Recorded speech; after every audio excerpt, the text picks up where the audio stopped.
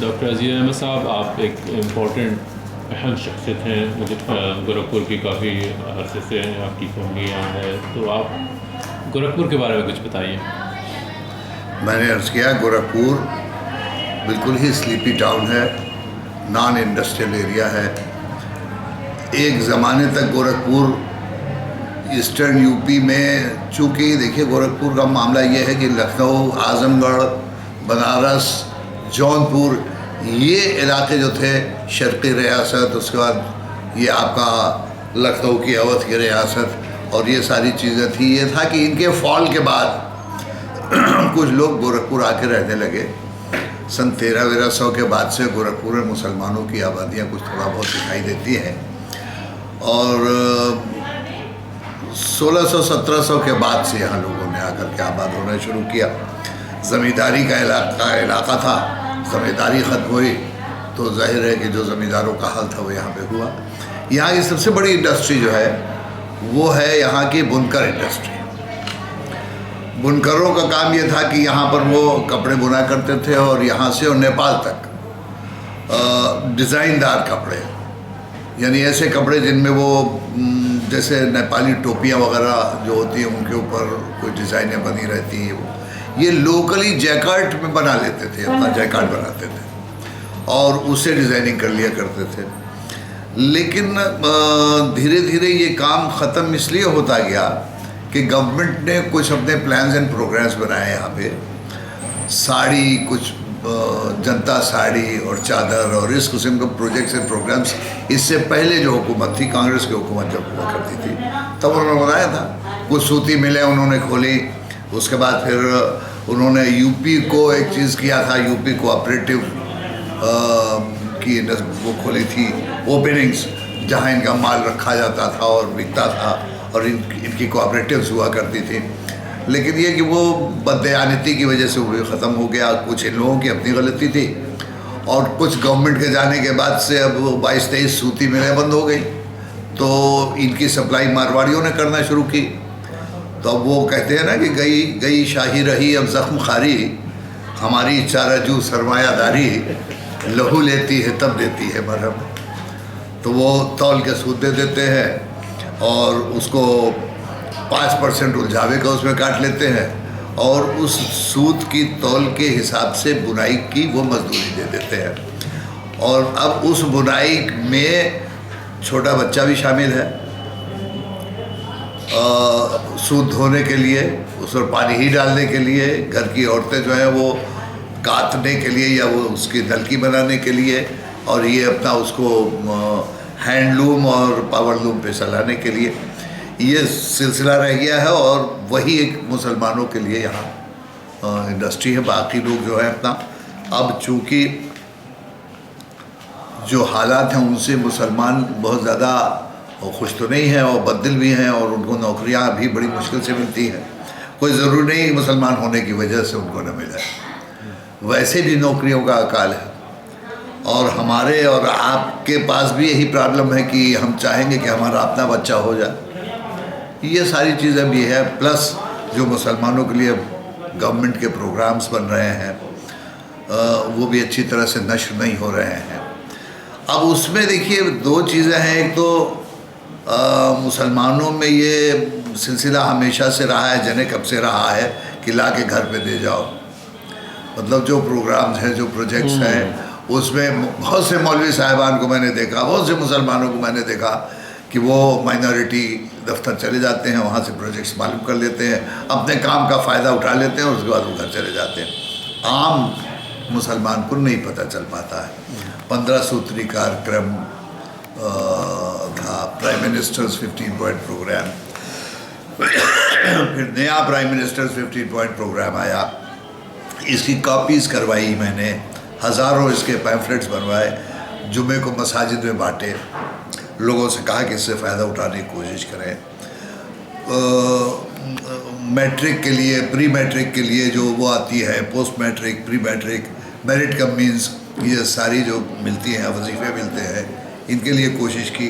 50-50, 60-60 लाख रुपए के वजीफ़े बंटवाए। लेकिन जिस साल हिम्मत छोड़ दी उस साल नहीं बटे। तो मतलब एक आदमी चाहिए इस मकसद के लिए कि जो खुद कम्युनिटी की तरफ से ये सब करता रहे। और मुस्लिम तंजीमों का क्या हाल है यहाँ? देखिए, मुस्लिम तंजीमें बनती और बिगड़ती रहती हैं। मुस्लिम तंजीमें कोई बहुत ज़्यादा एक्टिव रोल प्ले नहीं कर रही हैं, और प्ले इसलिए नहीं कर रही हैं कि मैंने नहीं देखा कि कोई बहुत ज़्यादा एक्टिव। एक लड़का है सैयद अख्तर अली, वो उसने एक स्कूल खोल रखा है साहब उनके लिए, बच्चों के लिए, जो रैक पिकर्स है, और जो ये बाप की चाय की दुकान है और बेटा चाय के गिलास और प्यालियाँ धोता है, उससे कहा कि इसे हमें दे दो 3 घंटे के लिए, हम इसे पढ़ा देंगे। उस स्कूल में मैं खुद भी इन्वॉल्व हूँ। 130 लड़के हैं हमारे पास। हमने बड़ी बड़ी मुश्किल से ज़मीन का इंतज़ाम किया और उसके बाद चंदे का इंतज़ाम किया, मुस्लिमीन गैर मुस्लिमीन सबसे बात की।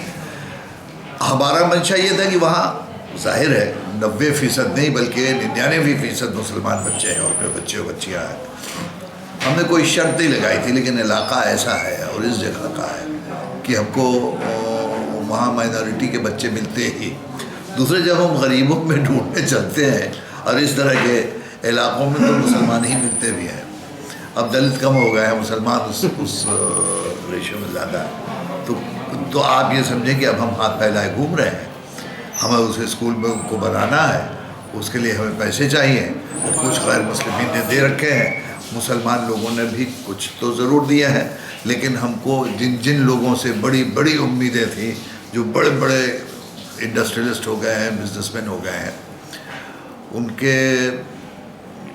उनके यहाँ कोई सोता ऐसा नहीं है जो कि आबियारी कर सके। वो सब सोते सूखे हो गए। वो बड़ी बड़ी गाड़ियों पर चलेंगे, कव्वाली कर देंगे, म्यूज़िक कॉन्फ्रेंस कर देंगे जिसमें डीएम साहब, कप्तान साहब वगैरह आ जाए, बड़ी खुशी की बात हो जाए। ये है। तो बाई एंड लार्ज मुस्लिम्स में भी अजीब सी लिथार्जी है, लेकिन पिछले 10-15 सालों से मुझको कुछ उम्मीद ये बंधी है कि हमारे बच्चे पढ़े लिखे हों न पढ़े लिखे हों, कम से कम वो कुछ करने की खुद कोशिश में आ गए हैं।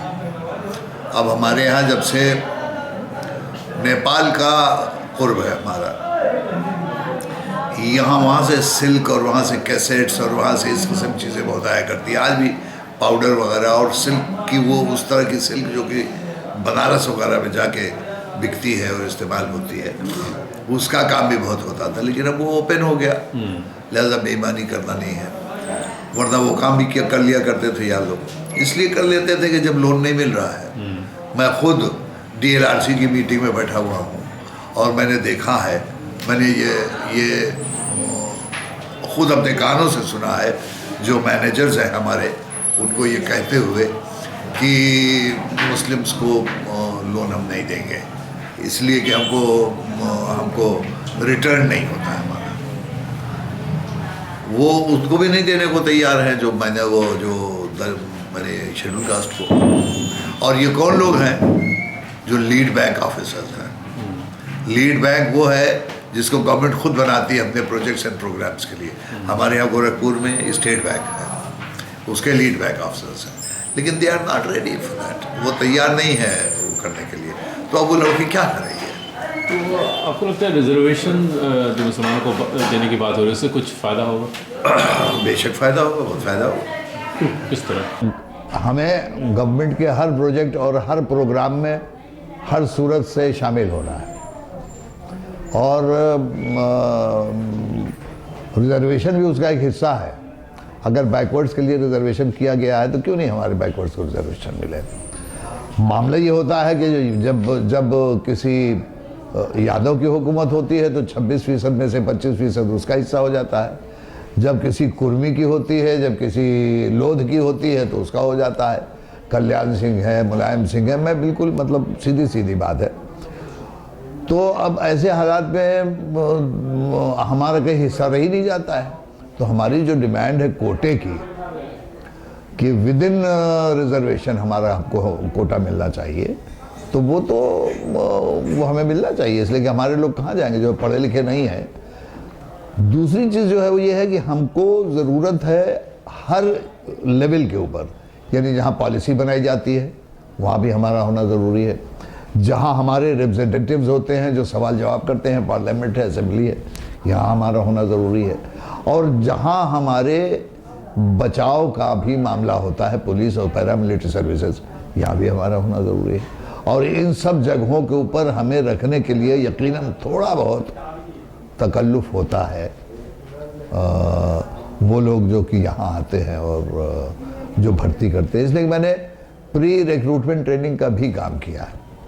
और मैंने बच्चों को बुला करके बाकायदा उनको ट्रेनिंग दिलवा करके, और मैंने तो जब मैं इस्लामिया कॉलेज देख रहा था एज मैनेजर, तो मैंने minorities financial and development corporation से भी बात की थी और उनसे हमने प्रोग्राम लिया था और लोकल सीओ लेवल के ऊपर हमने अपने बच्चों की पहले नापी करवा ली थी। होता यह है कि हम तो उनको ट्रेनिंग देके यहाँ भेज देते हैं और वहाँ सूबेदार मेजर साहब कह देते हैं इसका सीना ही नहीं पूरा है, इसका वजन ही नहीं पूरा है। हम चिल्लाते रहे क्या होता है। तो फिर हमने ये सिलसिला कर दिया कि उनके इस उसको ख़त्म करने के लिए सीओ साहब को पहले ही बुला करके नफा लिया। तो ये इसमें हमें कामयाबियाँ हुई और बहुत कामयाबियाँ हुई। तो ये यूपी में खासकर मुस्लिम कोर पार्टीज़ जो इमर्ज हो रही हैं, जैसे कि पीस पार्टी है या उलमा काउंसिल या वेलफेयर पार्टी, आप इसको किस नज़र से देखते हैं? क्या ये एक चीज़ समझ लीजिए, पहली चीज़ तो ये समझिए कि क्या होराइज़न अपना बढ़ाने से, अपनी नज़र ऊंची रखने से ज़्यादा बेहतर नहीं होगा। मतलब आंधी आती है तो आपने गौर किया होगा कि छोटी छोटी चिड़िया जो होती हैं ना, गौरैया वगैरह जो होती हैं, ये आंधी मर जाती हैं, लेकिन उकाब जो है, ये चीज़ जो ऊपर उठती है बहुत, वो कभी नहीं मरती है। तो ये छोटी मोटी पार्टियों का भी वही हाल है। दूसरे ये कि इन पार्टियों के बहुत करीब रहा हूँ मैं वो बहुत सी मीटिंगों में भी रहा हूँ जो लखनऊ वगैरह में बुलाई जाती रही हैं वक्तन फ़वक्तन, यूपी कोऑर्डिनेशन कमेटी, राब्ता कमेटी की तरफ से, इधर से उधर से इन लोगों को बुलाया जाता रहा है। एक दो तो है नहीं, माशाल्लाह 32-35 है अब तो अब इनसे ये कहा गया कि भाई अपने एरिया आप इफेक्ट जहाँ है आपका, वहाँ पे आप लड़ लें, जिनका जहाँ है वहाँ लड़ लें और एक जॉइंट लीडरशिप अपनी बना लें। लेकिन उसके लिए भी जब तैयार नहीं है तो इसका मतलब ये है कि हकीकत ये जो सामने नज़र आ रही है ये नहीं है। अगर वो डेवलपमेंट होना होता, पॉलिटिक्स में वाकई हिस्सा लेना होता और एक पार्टी बनाना होता जिसमें अपने लोगों को जितवाना होता, तो आदमी ये कर सकता था। लेकिन हमको तो लगता ये है कि ये कहीं और से ये कठपुतलियाँ हैं, इसलिए ही इसके लिए तैयार नहीं हुए। वरना 2-2, 3-3 मीटिंग्स हमारी होती रही है लखनऊ में। मैं इत्तेफाक से उनमें शामिल होता रहा हूँ। हालांकि मैं इन लोगों के साथ, मतलब मैं कभी इसका कायल नहीं रहा कि 1.5 डिस्ट्रिक्ट की और 1 डिस्ट्रिक्ट की पार्टी में शामिल हुआ जाए। इसलिए ये लोग भी इंजन के डिब्बे की तरह से शामिल होंगे नेशनल पार्टीज में। अब मैं डिब्बे का डिब्बा बन करके चलना नहीं चाहता। मुसलमानों का पॉलिटिकल अप्रोच क्या होना चाहिए? मुसलमानों का पॉलिटिकल अप्रोच ये होना चाहिए कि मुसलमान अगर ये समझ ले कि इकट्ठा होकर जिस पार्टी को मदद कर देंगे, वो चूँकि पॉलिटिक्स है यहाँ, ये अवामी दौर है, मुल्ला वही बीना है आज जिसके हक में कुछ सिवा अंधों की राय हो गई। इन अंधों को भी अगर आप इकट्ठा कर दें तो लोग सर्वसजूद होंगे। अगर उनके जीतने के आप होंगे 10-12%, 18%, यूपी का 18% है माइनॉरिटीज़, लेकिन they can't come on one platform. ये कहा जाता है ना, मुसलमानों ने कांग्रेस को बहुत वोट दिया, मुलायम सिंह को भी दिया, फिर मायावती को भी, एक मौके पे एक पार्टी को काफ़ी सपोर्ट भी किया, लेकिन उसके बावजूद कोई हालात में तो बेहतरी नहीं आई। नहीं, वो बिल्कुल सही है। काम नहीं कर रही। मेरा एक सवाल है, मैं सिर्फ ये कह रहा हूँ कि हुकूमत लुकमा बना के दे तो नहीं देगी। आपको ये मालूम है कि जब बाबरी मस्जिद का ताला खुलने वाली बात हो रही थी तो एकदम से नहीं हुई थी, बहुत दिनों से हो रही थी। और कांग्रेस ही नहीं, नॉन कांग्रेसी मुस्लिम मेंबर्स भी वहाँ मौजूद थे असेंबली में। किसी ने आवाज़ उठाई उससे पहले? सवाल ये पूछा गया कोर्ट से कि कोई डिस्टर्बेंस तो नहीं होगा अगर ताला खोल दिया गया, और पुलिस ये रिपोर्ट कर रही है कि नहीं, कोई डिस्टर्बेंस नहीं होगा। हम कहाँ हैं? हम अपनी आंखें नहीं खुली रखते, हम अपने कान नहीं खुले रखते, हम खुद आगे बढ़ करके नहीं आ सकते थे। उस ज़माने में जितना ज़्यादा बाबरी मस्जिद का ताला खुलने के बाद हंगामा हुआ है, उससे पहले उसका 5% भी हो गया होता तो पुलिस वाला ये लिख कर नहीं दे सकता था कि हंगामा नहीं होगा और ताला नहीं खुलता। लेकिन ये कि हम अपनी भी परेशानियां, हम अपनी भी कमियां देखें, उनके ऊपर भी नजर। देखिए, सियासत है, हर आदमी बेवकूफ़ बनाएगा कुर्सी तक अपने पहुंचने के लिए। आप उसको बेवकूफ़ बना दें कि वो आपको बनाता है, ये देखना है आपको। मुलायम सिंह ने मुसलमानों को साइकिल के पहिए से समझ कह दिया था कि बंधे हुए। जिस दिन उन्होंने कल्याण सिंह से, साक्षी महाराज से, इनसे उनसे शुरू किया तो मुसलमान देखता रहा, गौर करता रहा, और उसके बाद धीरे धीरे उसकी बदली उधर शुरू हो गई। मैडम मायावती जी आई, इनको सपोर्ट किया, और बिला वजह किसी इधर उधर के वोट से नहीं, मुस्लिम वोट से ही, वो भी एक बहुत इंपॉर्टेंट फैक्टर था इनको हुकूमत में लाने का। लेकिन इन्होंने हमेशा से ये तय कर रखा है कि ये खड़े होकर पहले ये कहेंगे कि मुसलमान ने हमको साथ नहीं दिया। अब की पार्लियामेंट में, सेंट्रल यूपी में जाहिर है कि कांग्रेस ने अच्छा शो किया, लेकिन उसको एक जनरल वो बना करके बाराबंकी से अगर पीएल पुनिया एमपी जीत गए, आप नहीं चाहती थी, और मुस्लिम वोट से जीत गए, तो पूरे यूपी पे आपने उसको कह दिया कि नहीं, मुसलमानों ने नहीं दिया। जबकि आप ये देखिए कि यहाँ गोरखपुर में एक ही कैंडिडेट था, वो विनय तिवारी, उसको मुस्लिम्स ने बहुत ज़बरदस्त सपोर्ट किया था। तो हमारा कहने का मतलब ये है कि ये सिलसिला जो है, ये पार्टियों का तो आता और जाता रहेगा। हमको ये देखना होगा कि हम किस पर्टिकुलर पार्टी को किस तरह से सपोर्ट कर रहे हैं। नंबर 1, स्टेट लेवल की पार्टी है कि नहीं है। नंबर 2, डिस्ट्रिक्ट लेवल की पार्टी है कि नहीं है, या नेशनल है कि नहीं है। इसको हमें देखना था, ये हम देखना चाहते हैं। और हम नहीं समझते हैं कि जो पॉलिटिकल हमारा जो एटीट्यूड है, अभी देखिए कांग्रेस ने भी समझ लिया था कि अब मुसलमान जब सपा से और बसपा से खफा है तो जाएगा कहाँ। और नतीजा ये हुआ कि लखीमपुर खीरी में मुसलमानों ने ये पीस पार्टी, जिसकी कोई हैसियत नहीं है, उसको वोट दे करके वहाँ पर दूसरे नंबर पर ले आ दिया। जीता तो जाहिर है कि सपा का कैंडिडेट था, मर गया था, उसकी वाइफ खड़ी हुई थी, सिंपैथी वोट उसके साथ था, जीतना उसे था। लेकिन मुस्लिम्स ने ये बता दिया कि आपको जब तक कि आप कोई पैकेज नहीं देते, जब तक कि हमारी तरक्की के लिए कोई काम नहीं करते, तब तक आपको हक नहीं बनता है कि आप हमारा वोट एक्सपेक्ट करें। अगर आप मुस्लिम यूनिवर्सिटी का माइनॉरिटी कैरेक्टर रिस्टोर कर देते हैं, अगर आप मुस्लिम्स के लिए ये कोटा दे देते हैं बैकवर्ड्स में, और जो स्कीमें मुस्लिम्स की चल रही हैं वो कर देते हैं, तब तो ज़रूर आपके साथ मुस्लिम्स आवेंगे। लेकिन ये सोच के खाली और दूसरों से खफा है इसलिए हमारे साथ आ जाए, ये किसी भी पार्टी को एक्सपेक्ट नहीं करना चाहिए। यूपी गोरखपुर की अगर बात करें तो योगी जी यहाँ पे काफ़ी की वो है, पॉलिटिकल डोमिनेशन है, इसका क्या मुसलमानों पे क्या असर इसका पड़ रहा है?